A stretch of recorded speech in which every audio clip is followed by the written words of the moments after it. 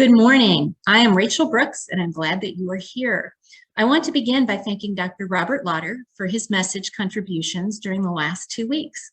His content was spot on, and I appreciated his hermeneutical approach to the book of Daniel. If you missed out, I would suggest that you view his presentations. Today, we will be reading Daniel chapter 6. Chapter 6 brings us to the end of the narrative stories recounting the time Daniel spent living in a foreign land and a foreign court. In our story today, we find Daniel still living in Babylon, but there have been some significant changes to the situation in which he finds himself. First, the Babylonian culture is no longer primary. The Persians have now taken control. Second, Nebuchadnezzar, the ruler, has been replaced with the Persian ruler Darius. During this government restructuring, Daniel has managed to continue his rise to the top of the pack of advisors to the king, and this has created a substantial amount of jealousy, which instigates the source of conflict in the story today. Let's read the word of God together. This is Daniel chapter 6, Daniel in the lion's den. It pleased Darius to appoint 120 satraps to rule throughout the kingdom, with 3 administrators over them, one of whom was Daniel. The satraps were made accountable to them so that the king might not suffer loss. Now Daniel so distinguished himself among the administrators and the satraps by his exceptional qualities that the king planned to set him over the whole kingdom. At this, the administrators and the satraps tried to find grounds for charges against Daniel in his conduct of government affairs, but they were unable to do so. They could find no corruption in him because he was trustworthy and neither corrupt nor negligent. Finally, these men said, "We will never find any basis for the charges against this man, Daniel, unless it has something to do with the law of his God." So these administrators and satraps went as a group to the king and said, "May King Darius live forever." The royal administrators, prefects, satraps, advisors, and governors have all agreed that a king should issue an edict and enforce the decree that anyone who prays to any god or a human being during the next 30 days, except to you, your majesty, shall be thrown into the lion's den. Now, your majesty issued the decree and put it in writing so that it cannot be altered, in accordance with the law of the Medes and the Persians, which cannot be repealed.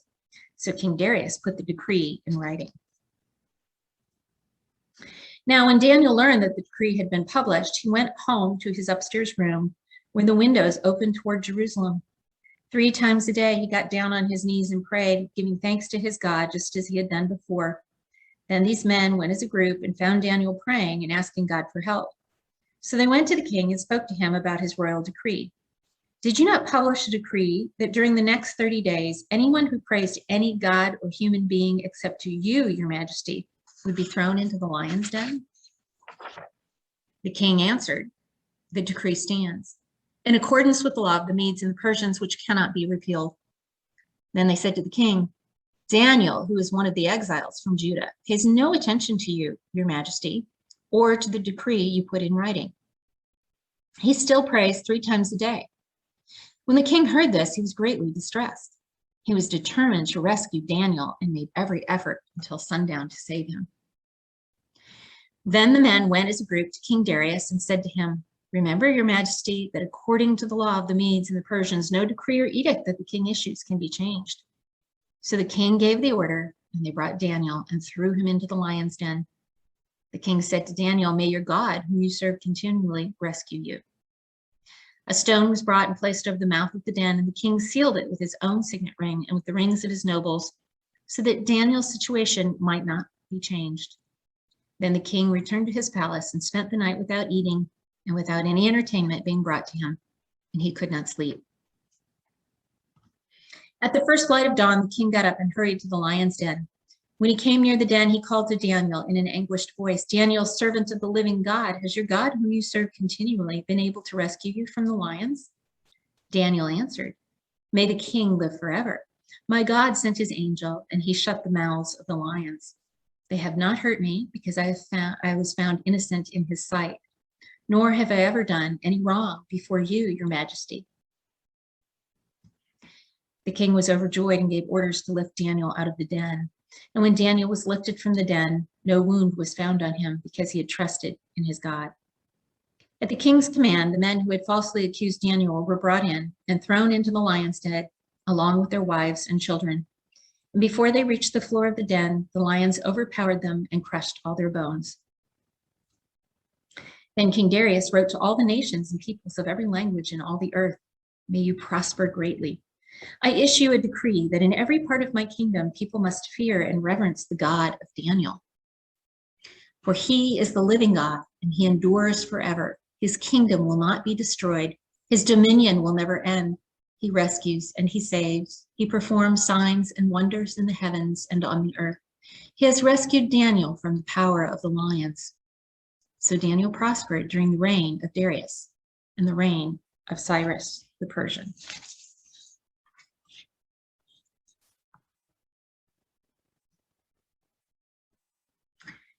As I mentioned earlier, the source of conflict in this story is jealousy of Daniel. Daniel continues to be promoted.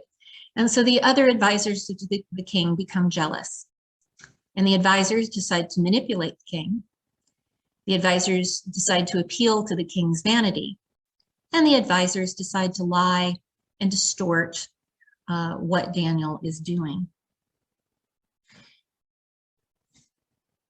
Daniel's reputation is spotless, and those who are envious of Daniel must now create a lie or a flaw in order to bring him down. This behavior is true to the worst in human nature, and I'm sure many of us have encountered situations like this in our lives. Personally, I've experienced and watched this occur more times than I would like. And often what happens is that those who are jealous and set on destruction of another take a true and best asset of their enemy and recast that asset in a negative light. For instance, you might have someone who arrives at work early in the morning because that is their most productive time, yet their enemies may cast that behavior in a negative way. They might say, "Why did they come in so early? Are they unable to work with other people? Or don't you think it's strange they choose to come in so early? I wonder what they're doing. Maybe they're doing something dishonest. Maybe they're up to something." And so the suggestion is made, and unfortunately, human minds wander. And then what happens is that ultimately people begin to believe these lies or recasting of the truth. And in this case, the enemies of Daniel know that he is meticulously faithful to his God, which ought to be an attribute, but they use this faithfulness against him.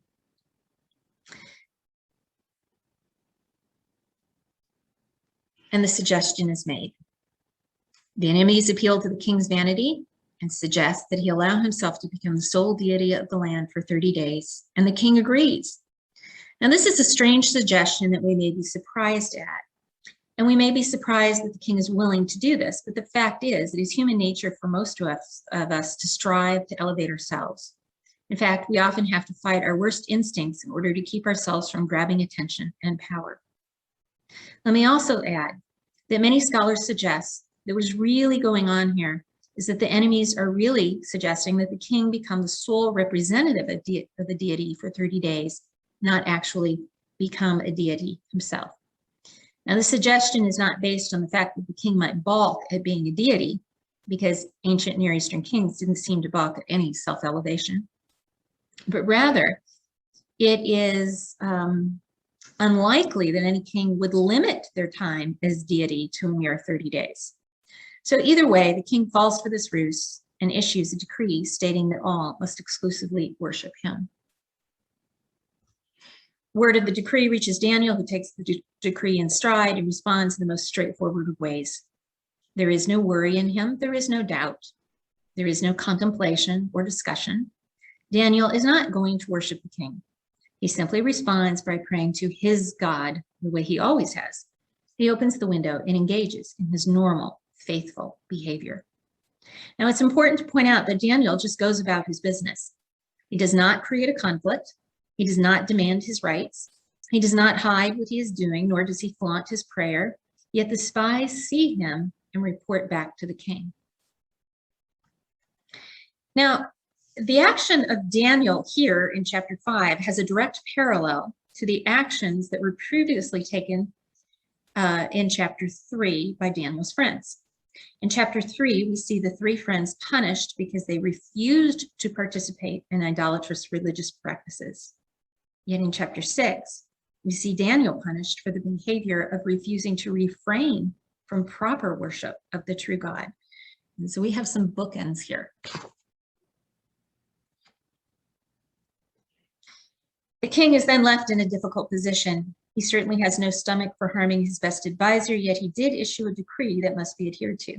Thus, he is forced to punish Daniel. As Daniel is thrown into the lion's den, Darius prays, "May your God, whom you serve continually, rescue you." The lion's pit is sealed, and Darius finds himself miserable and worried throughout the night, wondering over the fate of his beloved advisor, Daniel. But in the morning, the pit is unsealed, and Daniel is found to be unharmed. Now, there's another parallel to chapter 3 here. When the friends of Daniel are thrown into the fiery furnace in chapter 3, we see Nebuchadnezzar happily and without hesitation punish the 3 friends to the death for not obeying his order. Nebuchadnezzar cared not what would happen to them, but instead seemed astonished by their survival. Here in chapter 5, we see Darius, a man supposedly of better character, distraught over the punishment of Daniel. And he hopes for, prays for, and is delighted in Daniel's survival. Darius, we are led to believe, suffered more through the night than Daniel did in the lion's den.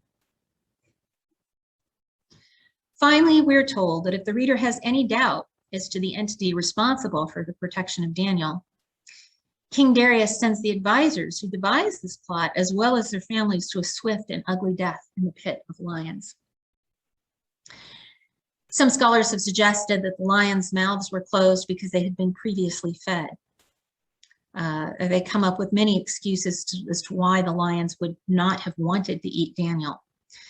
But this continuation of the story shows us that the lions were indeed hungry and that there could have only been divine intervention. We take note of the narrator's undisturbed and perhaps even gleeful attitude with this turn of events. And we may even feel uncomfortable thinking about these advisors and their innocent families being put to death. But I think it's worth noting that the audience for which this story was written were all, along with their families, living under a very real and gruesome threat from their oppressors. They would not have found this shocking at all. The story, the most famous and most depicted of Daniel's biographical saga, now comes to a close. It begins with a decree banning worship of God and ends with a decree calling all of the kingdom to fear and reverence the God of Daniel. Perfect bookends to the narrative section of this book and this story. The whole of the Old Testament narrative was written for remembrance of events, encouragement of God's people, and also, in a very basic way, a paradigm for principles to guide our behavior. What do we, as modern Christians, take away from this story? First, the basic theme of Daniel, as I have said before, is the idea that God is in control. Indeed, in spite of present appearances, God is in control and will be victorious over the seemingly powerful forces working against his people.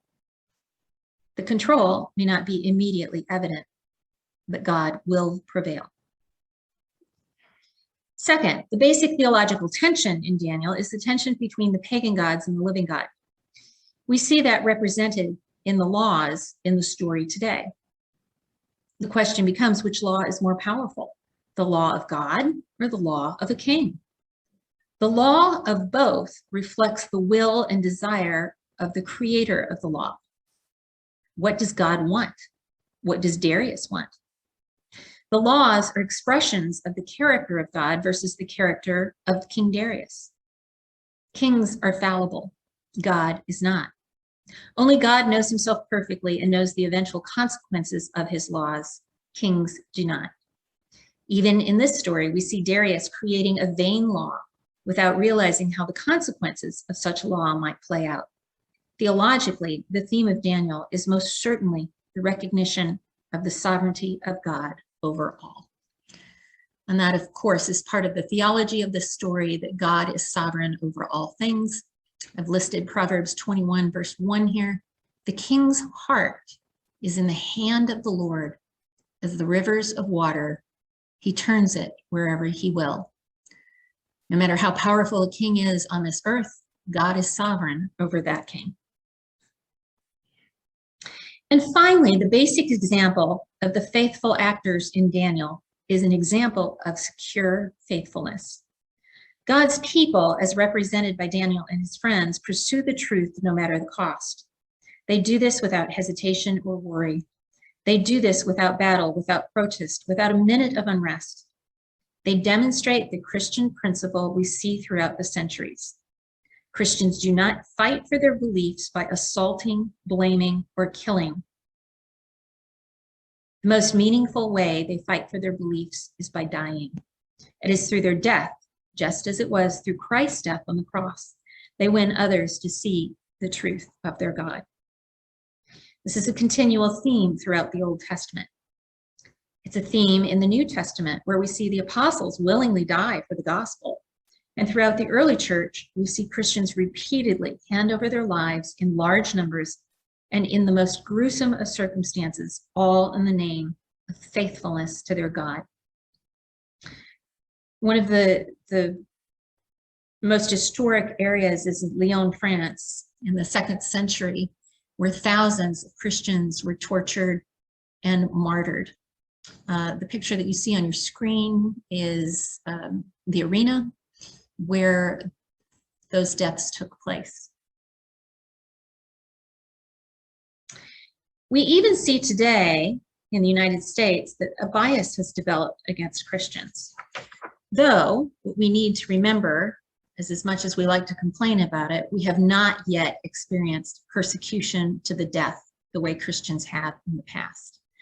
And this story forces us to ask ourselves how strong our faith really is.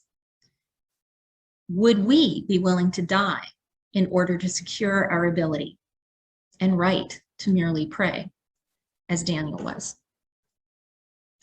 Tremper Longman reminds us that our faith should give us the courage to risk all, everything, even death. We should be praying for our brothers and sisters who today risk much, and we must pray for God to make us ready when our day of testing comes. It is our willingness to risk even our lives that will turn the heads of the secular culture that surrounds us. Our complaints, our legislative efforts, our attempts to win and compel people will often only close the hearts, minds, and ears of those around us. It is the power of quiet faithfulness which changes the attitude of those who do not know Christ. When they see the faithfulness, the commitment of true Christians, there is something appealing about that. And I leave you with Darius's words of praise. For he is the living God, and he endures forever. His kingdom will not be destroyed. His dominion will never end. He rescues and he saves. He performs signs and wonders in the heavens and on the earth. He has rescued Daniel from the power of the lions. And so Daniel prospered during the reign of Darius and the reign of Cyrus the Persian. Believers believe if he could rescue Daniel, he can rescue you as well. See you next week.